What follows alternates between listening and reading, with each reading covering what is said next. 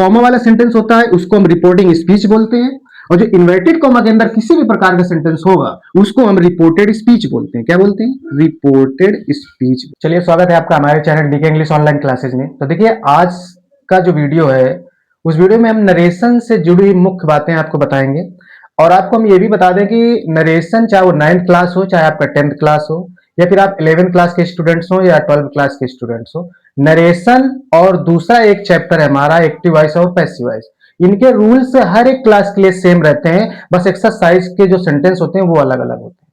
तो रूल्स हम सभी आपको प्रोवाइड कराएंगे, और मोस्टली हम class 10th UP board class 10th और 12 की जो ग्रामर की एक्सरसाइज है नरेशन से जुड़ी हुई उसी को हम स्टार्ट करेंगे। तो यहां पर हम एक एक क्वेश्चन भी बताएंगे एक्सरसाइज से जुड़ा हुआ, पूरी एक्सरसाइज आपको यहां पर हम आपके सामने सॉल्व भी कराएंगे। तो चैनल पर नए हो तो चैनल को सब्सक्राइब जरूर कर लीजिएगा।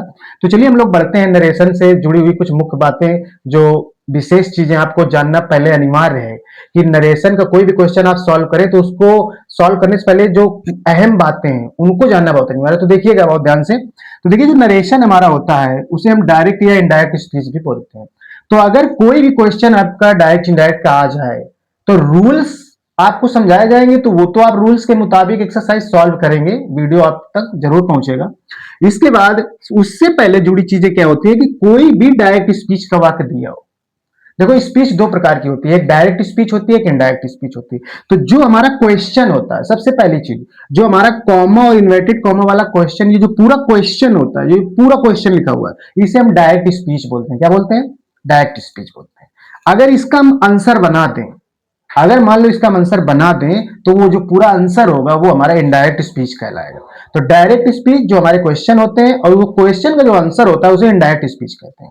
पहली चीज तो ये हो गई। दूसरी चीज देखिएगा, कॉमा वाला जो सेंटेंस होता है, देखो पूरे डायरेक्ट इनडायरेक्ट में आपको दो क्वेश्चन मिलेंगे। एक कैसा मिलेगा कि कॉमा इन्वर्टेड से लगा हुआ क्वेश्चन, एक क्या होगा? Inverted comma. मतलब सीधा सीधा कहने का मतलब होता है कि दो सेंटेंस होते हैं डायरेक्ट स्पीच में, एक कॉमा वाला सेंटेंस होता है और एक इन्वर्टेड कॉमा के अंदर बंद होता है सेंटेंस।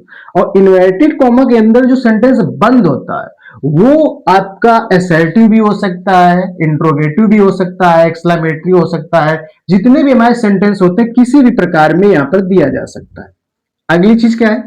कॉमा वाले सेंटेंस में एक चीज कॉमन होती है, सबसे इंपॉर्टेंट चीज, कि कॉमा वाले सेंटेंस का जो ये सब्जेक्ट होता है और ये जो ऑब्जेक्ट होता है। और पहली बात तो ये ध्यान दीजिए कि ऑब्जेक्ट कब आता है? अगर यहां पर वाक्य में टू लगा है, कॉमा वाले सेंटेंस में अगर ये टू लगा है सेड के बाद, रिपोर्टिंग वर्ब के बाद टू लगा है, तो टू के बाद जो भी शब्द आएगा वो ऑब्जेक्ट होता है। क्या होता है? ऑब्जेक्ट होता है। तो कॉमा वाले सेंटेंस में स्टार्टिंग में जो चीज दी होती है वो कॉमा वाले सेंटेंस का क्या होता है? सब्जेक्ट होता है। और टू के बाद जो भी चीज होगी वो कॉमा वाले सेंटेंस का क्या होता है? ऑब्जेक्ट होता है। क्या होता है? ऑब्जेक्ट। सबसे पहली चीज, सब्जेक्ट और ऑब्जेक्ट के बीच में ये जो वर्ब दी होती है, सेड दिया जा सकता है या फिर सेज दिया जा सकता है, सेइंग दिया जा सकता है, या केवल से लिख के आ सकता है। तो सब्जेक्ट और ऑब्जेक्ट के बीच में जो वर्ब होती है इसे हम रिपोर्टिंग वर्ब बोलते हैं। क्या बोलते हैं? रिपोर्टिंग वर्ब बोलते हैं। तो कॉमा वाले सेंटेंस में सब्जेक्ट होता है, ऑब्जेक्ट होता है। सब्जेक्ट और ऑब्जेक्ट के बीच में जो वर्ब होती है उसे हम बोलते हैं रिपोर्टिंग वर्ब। तो एक्सरसाइज सॉल्व करने से पहले, नियम पढ़ने से पहले हमें ये चीजें जानना बहुत ही अनिवार्य है कि रिपोर्टिंग वर्ब कहां होती है, सब्जेक्ट कहां होता है, ऑब्जेक्ट कहां होता है। तो इसके बाद देखिएगा, ये सब्जेक्ट हो गया, ये ऑब्जेक्ट हो गया, ये रिपोर्टिंग वर्ब हो गई।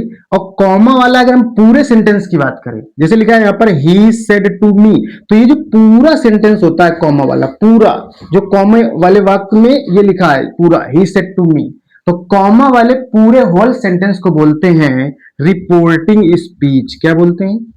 रिपोर्टिंग स्पीच बोलते हैं इसको। ये चीज बहुत ही मोस्ट इंपॉर्टेंट है कि कॉमा वाले सेंटेंस को रिपोर्टिंग स्पीच बोलते हैं। कॉमा वाले सेंटेंस में सब्जेक्ट और ऑब्जेक्ट होता है। कॉमा वाले सेंटेंस में सब्जेक्ट ऑब्जेक्ट के बीच में जो वर्ब होती है उसे रिपोर्टिंग वर्ब बोलते हैं। बहुत ही मोस्ट इंपॉर्टेंट चीज है, चाहे तो आप लोग लिखते भी जाइएगा। इसके बाद जो इन्वर्टेड कॉमा के अंदर सेंटेंस होता है उसको हम इधर जो कॉमा वाला सेंटेंस होता है उसको हम रिपोर्टिंग स्पीच बोलते हैं, और जो इन्वर्टेड कॉमा के अंदर किसी भी प्रकार का सेंटेंस होगा उसको हम रिपोर्टेड स्पीच बोलते हैं। क्या बोलते हैं? रिपोर्टेड स्पीच बोलते हैं। रिपोर्टेड स्पीच बोलते हैं। तो ये बहुत ही मोस्ट इंपॉर्टेंट चीज है। नरेशन को पढ़ने या स्टार्ट करने से पहले, नियम पढ़ने से पहले नरेशन के, चाहे वो 9th क्लास हो, 10th 11th 12 कोई भी क्लास हो, उसमें नियम पढ़ने से पहले, एक्सरसाइज का सोल्यूशन करने से पहले ये चीज बहुत ही अहम भूमिका रखती है हमारी नरेशन में। तो ये हो गई हमारी बेसिक जानकारी नरेशन के बारे में, डायरेक्ट इनडायरेक्ट के बारे में। इसके बाद अगली जो नेक्स्ट चीज है इंपॉर्टेंट, कि जब हम डायरेक्ट इनडायरेक्ट बनाते हैं, जब भी हम एक्सरसाइज सॉल्व करेंगे, अब ये है, इसके बाद आपको अगला जो नेक्स्ट वीडियो आएगा उस पर हम जो पहली एक्सरसाइज है आपकी हाई स्कूल की या इंटरमीडिएट की, जो पहली एक्सरसाइज है, उस पहली एक्सरसाइज के बेस पर हम एग्जाम्पल बताएंगे आपको अगले नेक्स्ट वीडियो में। और सोल्यूशन जो है हाई स्कूल की बुक का और इंटर की ग्रामर की बुक का, उस पर हम दो प्लेलिस्ट पर काम करेंगे। दोनों प्लेलिस्ट पर हाई स्कूल और इंटरमीडिएट की एक्सरसाइज भी सोल्यूशन सहित बताएंगे। तो चैनल पर नए हो तो सब्सक्राइब जरूर कर लीजिएगा, क्योंकि आपको पूरा फुल सोल्यूशन मिलेगा।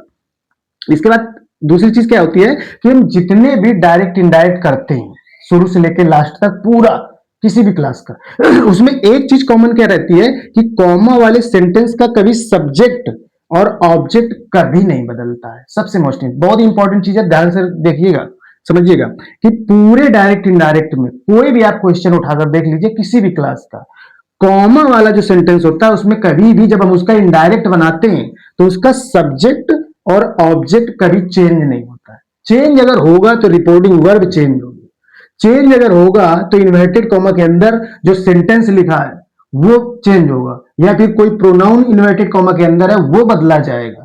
लेकिन कॉमा वाले सेंटेंस में कभी सब्जेक्ट और ऑब्जेक्ट नहीं बदले जाते हैं। ये चीज बहुत ध्यान से देख आप लोग समझिएगा।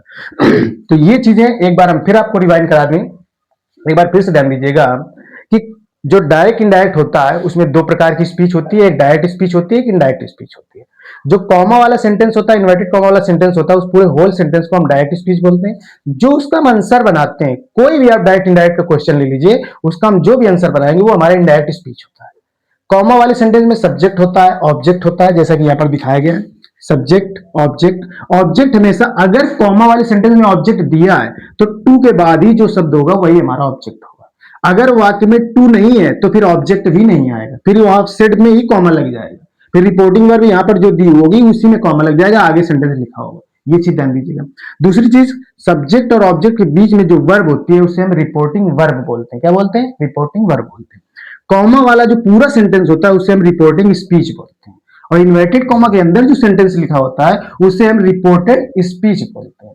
और डायरेक्ट स्पीच किसको बोलते हैं? अगर हम रिपोर्टिंग स्पीच और रिपोर्टेड स्पीच इन दोनों को जोड़ दें, अर्थात कॉमा वाला सेंटेंस और इन्वर्टेड कॉमा सेंटेंस, मतलब ये जो पूरा होल सेंटेंस लिखा है इसको हम बोलते हैं डायरेक्ट स्पीच। क्या बोलते हैं? Direct speech. अगर हम इसका आंसर बना दें तो वो बन जाएगा हमारा इनडायरेक्ट स्पीच।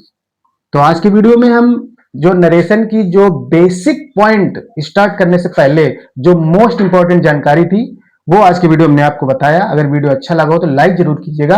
और ये सबसे मोस्ट इंपॉर्टेंट चीज आज हम आपको बता दें कि आप लोगों के लिए वीडियो बहुत ही मोस्ट इंपॉर्टेंट है आज का, क्योंकि इसमें आज की वीडियो में हमने बेसिक जानकारी आपको बताई है। और चैनल पर नए तो सब्सक्राइब जरूर कर लीजिएगा, क्योंकि हाई स्कूल और इंटर यूपी बोर्ड की जितनी भी एक्सरसाइजें हैं वो सारी एक्सरसाइज का सलूशन आपके सामने एक एक क्वेश्चन का आंसर बताया जाएगा।